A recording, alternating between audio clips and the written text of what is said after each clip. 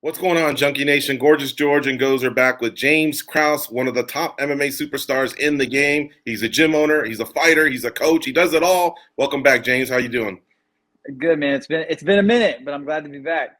Yeah, man, great to have you here. We're rocking the white t-shirts, keeping the theme. Yeah, you gotta rep sometimes. It'd be like that. It's hot out here, man. You gotta be able to breathe. Yeah. Are you already in Austin now? No, I'm gonna leave for the airport in about an hour. Oh, okay.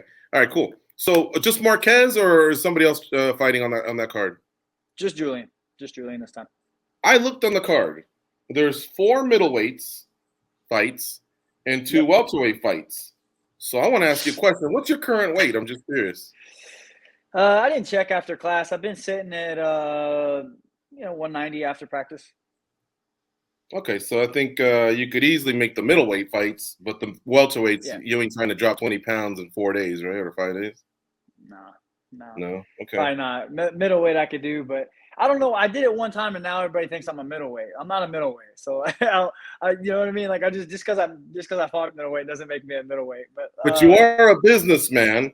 I bet you it was just a little bit of leverage. You were there, and you're always in shape, like you told us pre-show. You're a gym rat, And here's the funny thing. I was like, well, he can't fight the Marquez fight. He wouldn't fight his guy. But I go, well, what if Marquez just, God forbid, couldn't go? You know the strategy already to beat the other guy. But anyway, we'll leave that to the side because we don't want to wish injury on anyone. But could something crazy come up like that? Do you even think about it when you are there? I mean, because that's 3 middleweight fights that you could sub in for, I guess. Yeah, I mean, I don't want to, I'm not actively looking for a fight or anything like that. But I mean, dude, for me, it's kind of a tricky thing for me, right? Like, I feel like everybody has a price, and I would be lying to you if I said I didn't have a price. And but I am fulfilled, if that makes sense. Like, if I never fight again, I'm 100% good with that. I'm fulfilled with what I've done and what I'm currently doing. Like, I feel like I have a clear-cut transition of going from fighting to coaching. I'm happy with everything. Like, I don't have a super desire to jump back in there. More so than anything, I don't have a desire to do that, an 8-week camp. But if they offer me enough money, absolutely. Yeah, absolutely. I'm in shape. I'm always in shape. I train these guys every day. I did 3 sessions this morning. And then I did hour technique, half-hour live goes. Like, I'm in good shape. You know what I mean? Like, so it's not that. It's just I lost that desire to grind for 6, 8, 10 weeks. I just don't want to do that anymore. And I'm getting my fix by coaching. I really enjoy it. But everybody has a price, and if it made sense for me financially, I would. I mean, you guys know, if you guys have been interviewing me long enough to know that I would for sure do it. Yeah, you just turned 36, so I did a rewind, and I go, well, since the age of 30, you're 5-1. Like, it seems like this is the maturity of the mind and the athleticism of one's body meshing, right? Kind of like that late 20s, early 30s stage. It's different for everybody, right? So you may not be able to run a 40-yard dash as quickly as you did when you were 18. But when you were 18, you were stupid and probably skipped practices, whereas now practices are important. So we're meshing the two. So you've been a clear 5-1 between 30 and 36. You just turned 36. And that's why I wanted to ask. It's been about a year and a half since you fought. There's just always the window is slightly cracked, or you're 99.9%. That everything people like to say, but you would do it if the price is right. It seems like at least we've committed to that, right? Yeah, I would. Listen, it's because you don't suck. 5-1 is legit. In fact, by the way, the last 3 have been Brazilians, so Kobe and Chael have been rooting you on. But the one has an asterisk on it too, so let's not forget that. Listen, there's 3 things that I set out, and I think this is super important. I just talked about this with my team. I think all fighters should have this discussion with themselves whenever they get started, and should probably have this discussion with themselves regularly. I think you need to determine what you need emotionally, not credentially, emotionally, what you need from this sport to be able to walk away from it, right? And I guess there could be some credentials mixed into that, but I feel like a lot of these guys get mixed into the rabbit hole, right, where they can't get out of it. They're in a spider web and they just can't get out of it. Like they have to fight to pay their bills or whatever, and then they lose, and then they feel like a loser because they self-identify with the result. You know what I mean? Like for me, fighting is not it's not me. It's not my identity. I'm like, when you think James Krause, you think I am a fighter, but it's like, that's not my identity, right? Like I do other things. Like I'm my own person. You know what I mean? And the result of my last fight does not dictate whether I'm a winner or a loser. And I think a lot of the fighters identify with that. Like if they won their last fight, they feel like a winner, and they want to feel like a winner more, because eventually that goes away, right? That feeling that they get on Monday, everybody's like, "Oh, you crushed it, you killed it," you know what I mean? Like that goes away, and they want to feel that again. It's like a drug addiction, to be honest with you. It really is. I mean, it's a dopamine addiction, and but then when they lose, they self-identify with that. They feel like a loser. So they don't want to feel like a loser. So what do? They fight again to feel like a winner again. Problem with that is at some point, this all comes to an end, right? Like, so they're chasing this white rabbit that doesn't, it's just a revolving mess, and they don't have the skills, you know, whether they're fighting for money, they're getting older or whatever. They're just not who they once were. And they kind of saturate their skills, and it's just not there. They're fighting for the wrong reasons. So I told you that story to tell you this story. A long time ago, I set out and I said I wanted three things from this. I wanted to go out on a win. I wanted to become financially free from MMA, and I wanted to be able to dictate whenever I was done, not have like the UFC nudge me and be like, "Hey, bro, you've lost 3 or 4 in a row, whatever. You should probably move on." You know, as it sits right now, if I'm done today, all those boxes are checked. So every time that I would fight after that, it would put that at risk. So in order for me to put that at risk, it would have to be a very hefty paycheck.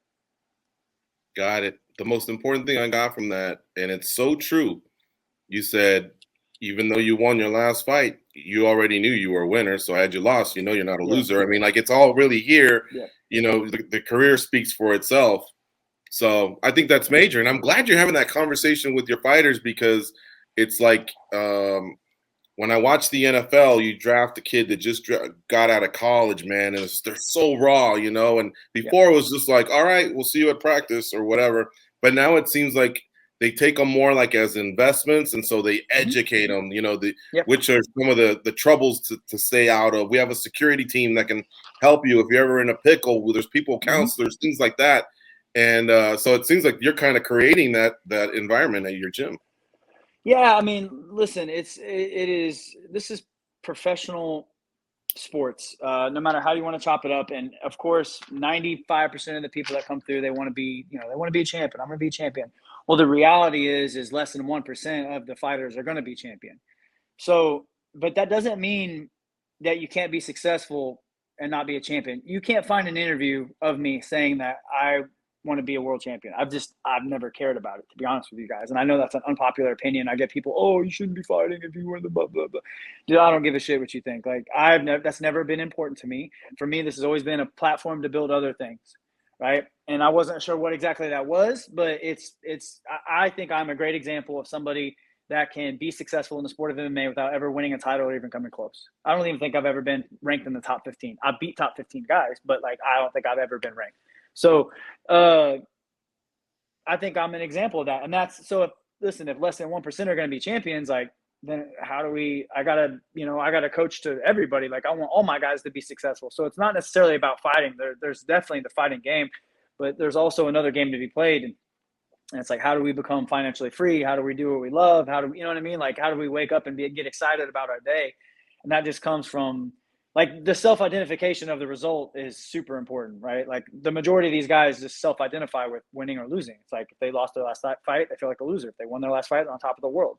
And they feel that way until the next result, you know. But problem is with winning, you know as well as I do, that will wear off, right? It always wears off. Right. And then they want to search for that, you know, that hit again, and they fight again. And it's just like, you can't get out of the perpetual cycle of that. And it's because they self-identify with the sport. It's like, I'm James Krause, the fighter. No, the sport, fighting is a platform for me. It's not who I am, if that makes any sense. Got it. All right. Another thing I wanted to discuss with you was judging. The last, actually 2022, man, a lot of stuff's come up. Holman, Vieira, Esparza, and Nama Right. Yunus, so there's just been a lot out there, right? Yeah. Even last weekend, Shevchenko and Santos. How about as a coach, are you going to adapt to the system? Like, are you trying to figure out what the judges are doing, which I'm sure you're well aware of the scoring criteria, but I have to bring it up. Not all fighters seem to be aware of what the scoring criteria is. So, like, are we all kind of lost? Because we're basically at the we're at the hands of judges and how they're interpreting those set of criteria. You know what I mean? And it's different judges all the time. Yeah, the problem is there's no consistency. That is the issue, right? Is like, okay, like 1 week they're valuing control, the next week they're valuing damage. So what I've been trying to do is I'm trying to get information on what judge values what. Like historically, does that judge value damage or does that judge value control? And then on fight night, I'd see the set of judges and I'll know whether control or damage is valued. So that's one thing that we're currently doing. But dude, it's such a shit show, to be honest with you, because like I said, it's not, I understand that it's going to take a lot to get the rules changed or the judging criteria changed, or it's going to take a lot. I get that. But the thing that I'm after is consistency. Like, are we valuing damage or are we valuing control? Like Molina, another great one, Jeff Molina. Like, if you're valuing damage, he won that fight. If you're valuing control, he probably didn't win that fight. But dude, just tell me the rules, and I'll play by them. I just want to know what they are, but they can't change week to week because right now they're changing week to week, month to month. I don't know which one it is. And okay, cool. If you're gonna keep changing them, at least tell me if I'm winning or losing. You know what I mean? Like, at least tell me. And if you don't want to do open scoring, then let's create more of a consistent scoring system. You know what I mean? Like, there just has to be consistency across the board. And that's all I'm saying. And if you're not going to be consistent, okay, cool. At least tell me if I'm winning or losing. Give me open scoring. You know what I mean? Like, there has to be some consistency across the board here. To me, in my opinion, right now, it's just it's so up in the air. It changes week to week. And dude, the problem is also, I think a big factor in this is there is zero accountability from the judges. I'm accountable as a coach, right? Like, if I mess up, you guys will be the first ones to hammer me. You know what I mean? And I don't mean that in a bad way, but like, that's your job, right? My fighter holds me accountable. Like, dude, you put a bad game plan together. Okay, well, I'm held accountable. The fighter's held accountable to do what he's supposed to do. The promotion is held accountable to put on a good show, organized, right? The referee is held accountable. His face is out in front. But the judges, there's no face. They have no face, right? Like, if you said at the end of every fight, if I had to hold up a card that said a 10 or a 9, I guarantee you those dudes would think a little differently. Because right now, the way, like, I'll give you an example, and this is just going to show my bitterness towards the thing, but when I fought Giles, and it's not even the fact that I lost the fight because the fight was close. That's not what I'm talking about. But the fact that there was one judge that gave him the first round after I controlled this guy's back for over 4 minutes. If that guy had to hold that scorecards up and say, I lost the round, like, what? How, you know what I mean? Like, there has to be some accountability. And that judge, he judged the next weekend and the week after that and the week after that. There's zero accountability on judging. I just think there has to be some accountability. They're getting paid. There's no reprimanding for poor judging. There's no, you know what I mean? It's just, it's left for massive interpretation, and it's terrible, man. There's no consistency.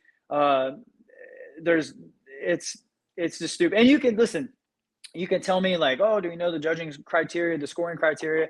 Dude, you can say that shit until you're blue in the face, but when it changes week to week, you know what I mean? Like, dude, like, damage, like, I can give you 10 examples of one where they valued control over damage. And then I can give you 10 examples where they value damage over control. There's just no consistency. So it's really hard for us as a team to figure out. It's like the rules change every week. Just tell me what the rules are. I'll play by them. I just need to know.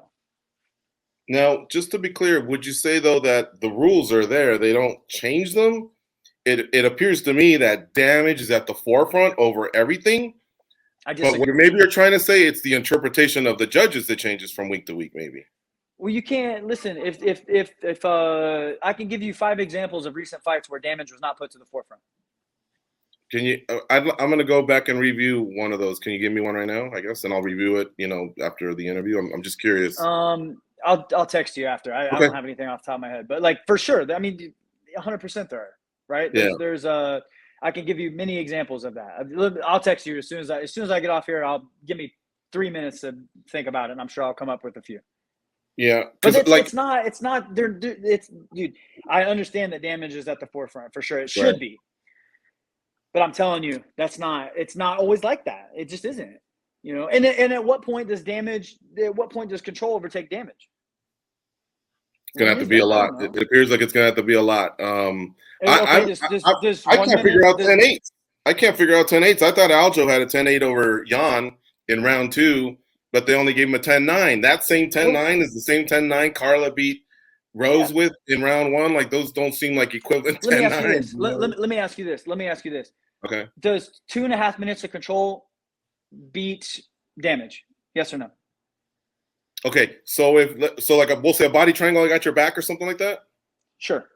Okay, if I haven't gone for any sort of submission attempts and you're fighting off my hands, but you can't get out of my body triangle, I'm always reacting, I'm switching my triangle, I would say that if the other guy got lit up a few times before that, the damage overrules it. If it's about 4 minutes, then you really, really have to think about the control over there's a 90, you just put a 90-second discrepancy in there. Your number is different from Sal Diamato's number, different to Tony Weeks, or you know what I mean? Like whoever's judging, it's going to be different on everybody. There's no, you know what I mean? There's no, it's just like that. There was literally a 90-second discrepancy in there, and that's a large percentage of the round. You know what I mean? Like, that's a large percentage. So at what point does control overtake damage? I don't know. You know, right? Like, and then what is control? Is control holding somebody on the fence? Is control back? Like, there's just so much left for interpretation. It's hard to get specifics, but you know, at what point does control overtake damage? Like, okay, cool. Let me ask you this. If I control your back for 30 seconds, but I win the striking, does that account me to win the round? No. You won the striking and controlled my back? No, you and I are fighting. I have your back for 30 seconds, but you beat me in the striking. Do I win? No. Okay, 1 minute on your back. Yeah, of course. Let me keep going. 1 minute on your back. No. 2 minutes. Have you been getting under my chin? I mean, have you been close and I had to pull you up? No. 3 minutes. No. 4 minutes of control? 3.5. About the 3:34 minutes. If you controlled me, and like I say, at least if you're getting under my chin, you know, following me, like if I go belly down and like you're Aljo was never really close to subbing Jan. He just controlled his back for 3 minutes.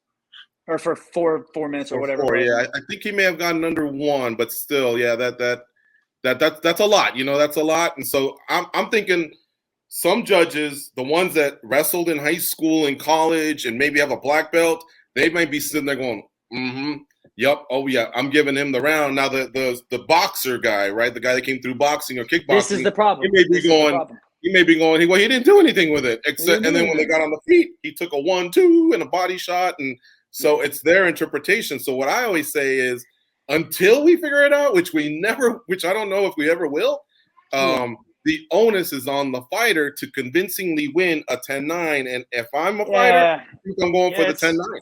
Do you think? I mean, yeah, but that's such a ridiculous. Like, don't let it go to the judges. No shit. I would love to finish every fight. You know what I mean? Like, it just doesn't. It doesn't work like that sometimes. You know what I mean? Like, well, I'll give you an example, and I didn't mean this to turn into a gotcha or anything like that. No, but I'll give you an example, because obviously I'm prepping for the interview. That's why I wore the white T-shirt, because you're rocking it. But I did see. I go back to some of the stuff, and I watch a lot of your content. But I remember Tim Elliott saying it was one. What did he say? He goes, "Had I known, if it was 1-1, I'm going for it. I thought it was up to nothing, so I chilled." And I'm like, man, you can't chill. You just can't take one round off. Like, he should know better, because he's a veteran of probably 30-some fights. You know what I mean? Like, but at the same time, here's the scenario. Here's the scenario, though. I thought we were up 2-0, and if you think you're up 2-0, the last thing you want to do is give up your back to get up.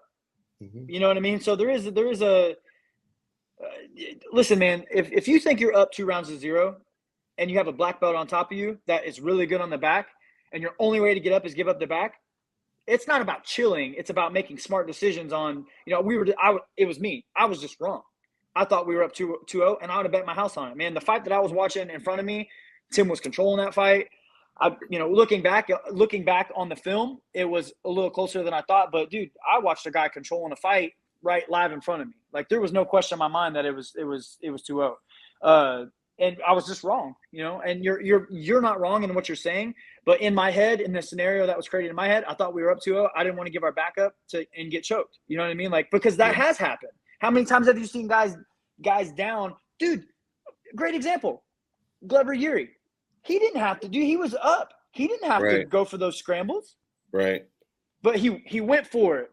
Oh, he got his ass choked because of it. You know what I mean? Like, so there's two sides to every coin. You know what I mean? Like, and now people are bitching at Glover. Like, oh, why didn't he just coast? He had the.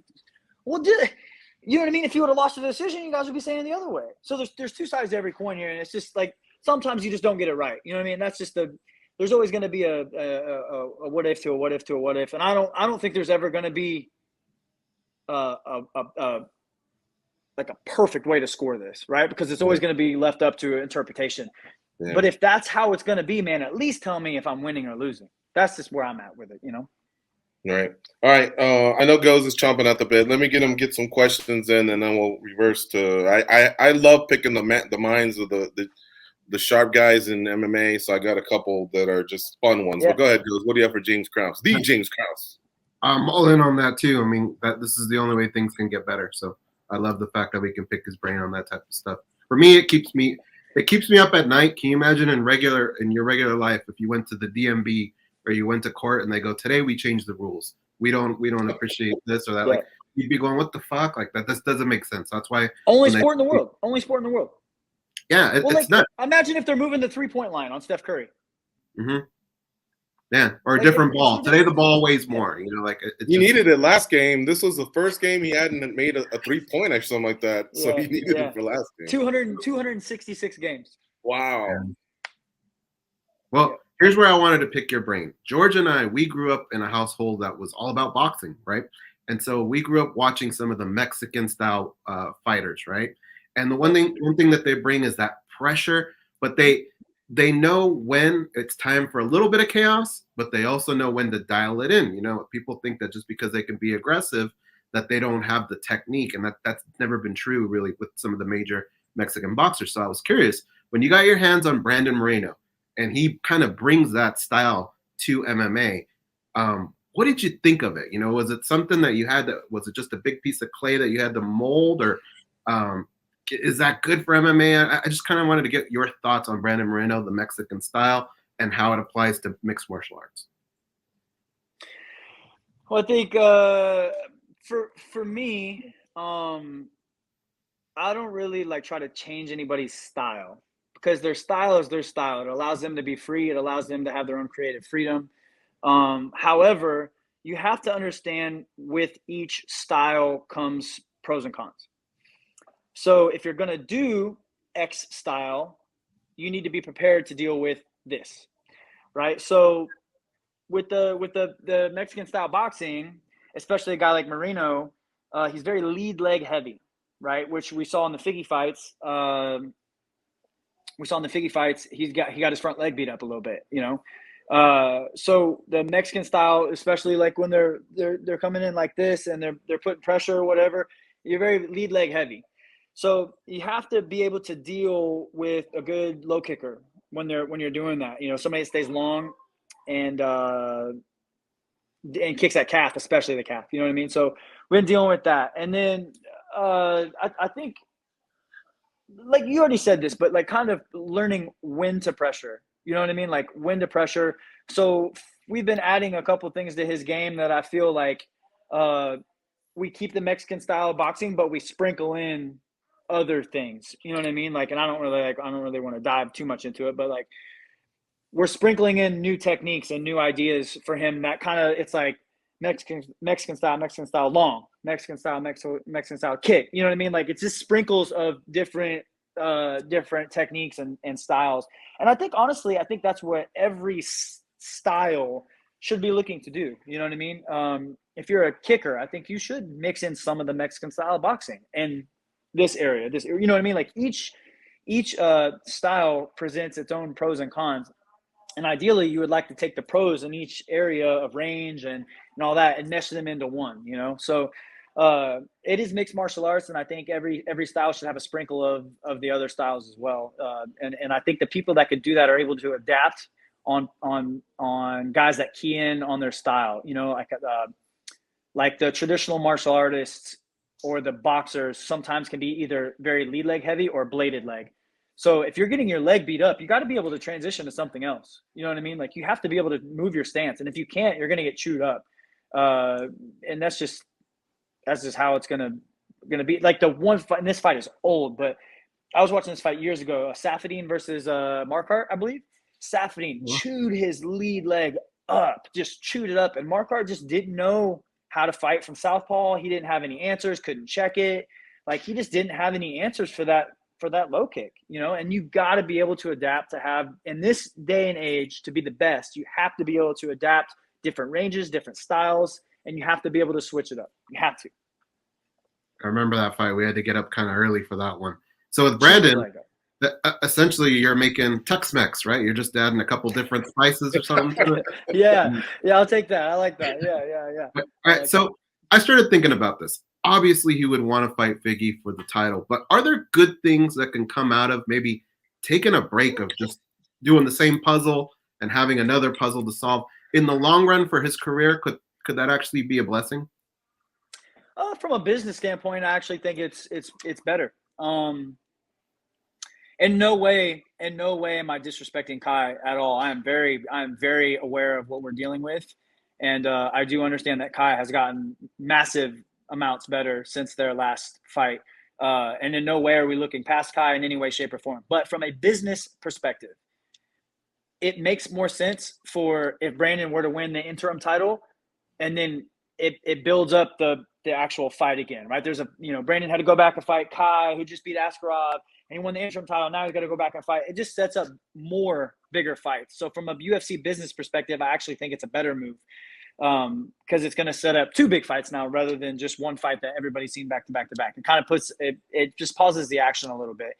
In no way am I disrespecting Kai. I think Kai's remarkable. I think he's improved massively. And I think he's very dangerous. So in no way am I looking past him. And Brandon is not either. We're taking this fight very serious.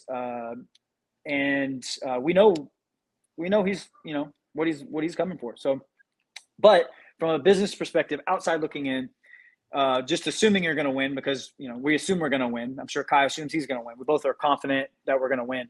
It makes more sense from a business perspective to set up a bigger fight later. And keeping with the business perspective, he takes pay-per-view points into the title unification. So, I know a lot of guys like to get the belt and go, man, this ain't real. They put it down, but, it's real. You get pay-per-view points when you unify. So hey, the money is real. Up somewhere, you know what I mean? The money is real. A couple silly things here. I was just wondering, I did the math, and when they fought in Singapore last weekend, the first fight was at 7 a.m. Pacific or Singapore time. And then for us, it was the natural 3:30 or 4 or whatever. Yeah. And I wanted to ask you, if you were cornering someone at 7 a.m., give us an idea. What time do they wake up, eat, warm up, so that they're walking in at 7 a.m.? I don't know why, but I was just curious about that. I'm guessing if they fought at 7, check-in would be at 4. Oh, man. Yeah, so 3-hour check-in. 4, that's usually what it is, pretty typical. I did this in Abu Dhabi. You just kind of have to adjust your sleep schedule. But, dude, my coach, Mark Montoya, put this the best way, the most primitive way you can possibly even think about this. I fought in Abu Dhabi. I fought at like 3:30 in the morning. Had to wake up at midnight or 1 or whatever it was, right? I think it was like we woke up at like 1. And I was like, man, I don't know how I'm going to change my sleep schedule. He goes, dude, what are you going to do if somebody kicks your door in the middle of the night? You going to sit there and tell them, hey, I need a couple more hours of sleep? Well, no, you're going to whoop that dude's ass. And that's just it is what it is. You know what I mean? Like, it's a fair playing field. He has to do the same. So you just wake up at whatever time you eat your breakfast. If the fight is at 7, check-ins at 4, you wake up at 3, eat your breakfast, and just get ready to fight, right? Like, fighters fight, man. Don't worry about. I am so old school in this regard. Like, dude, I don't give a shit if it's 2 a.m., 1 a.m., whatever. If check-in's 3 hours before, I'm gonna wake up an hour before I gotta leave for check-in. I'm gonna eat my breakfast and I'm gonna go fight this dude. That's just. What else are you gonna do? What else are you gonna do? You know what I mean? What are you going to do?